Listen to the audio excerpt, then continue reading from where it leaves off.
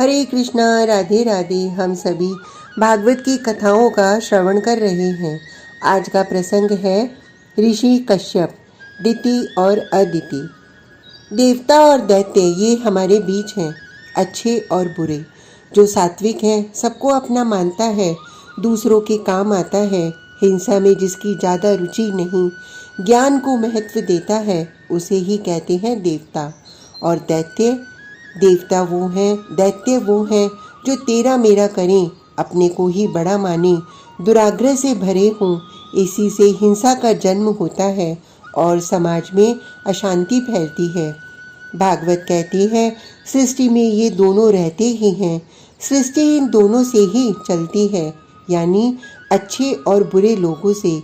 पुराण की भाषा में कहें तो 3 गुण से ही सृष्टि का संचालन होता है, सत्व रज तम, अच्छे बुरे और आलसी।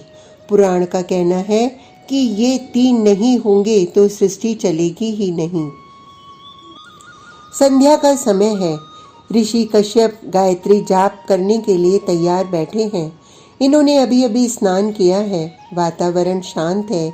ऋषि कश्यप की 2 पत्नियां हैं, एक का नाम दिति और दूसरे का नाम अदिति। दिति सुंदर है किंतु वो भेद करती है। जहाँ भेद होता है वहीं कलह है और कलह से हिंसा का जन्म है।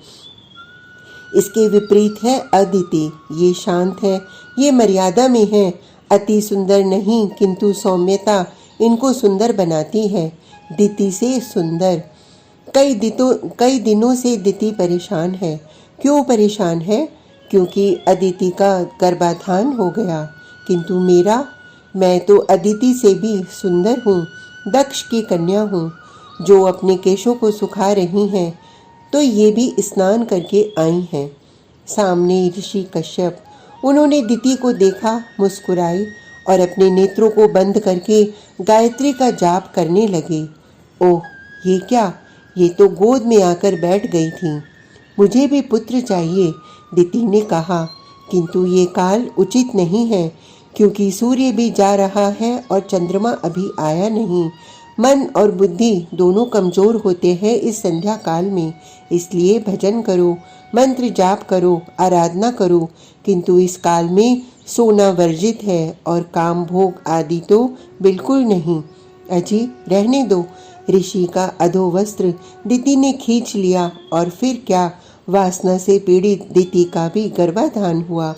दोनों से जो पुत्र हुए वो दैत्य कहलाए। दिति से जो पुत्र हुए वो दैत्य कहलाए। शुकदेव जी कहते हैं अदिति के पुत्र हो गए हैं। ये शांत हैं, ये अपने से बड़ों की बात मानते हैं, सुनते भी हैं। ऋषि कश्यप इन्हें वेदाध्ययन कराते हैं, ये करते हैं, किंतु ये क्या, इनका तेज नष्ट हो रहा है। इनमें जो ऊर्जा वेद आदि के अध्ययन से आनी चाहिए वो नहीं आ रही। ऋषि कश्यप ने विचार किया कि इनका तेज कौन खा रहा है। तब समझ में आया कि दैत्य आ गए हैं दिति के गर्भ में, और तो और वो देवों को नष्ट करने का उपाय भी सोच रहे हैं। अभी तो मात्र 2 बालक हैं गर्भ में। इन 2 ने आने से पहले ही सत्व को कमजोर करना आरंभ कर दिया, और ये बाहर आने पर क्या करेंगे।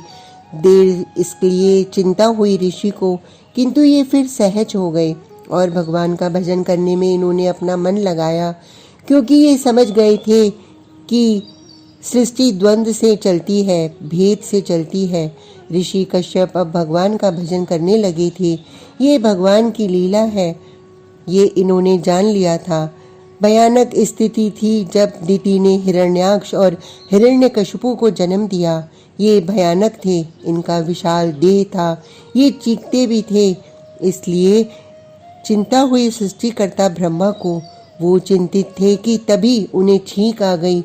उनके नाक से एक बालक प्रकट हुआ, जिसने ब्रह्मांड में जन्म लिया और जो नारायण के अवतार थे। इनके द्वारा ही हिरण्याक्ष का उद्धार हुआ था।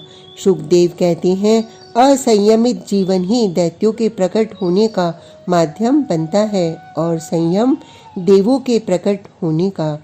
दिति में संयम था, इसलिए संयम को प्रधानता दी और उसके देवता हुए, ये बात समझ में आती है।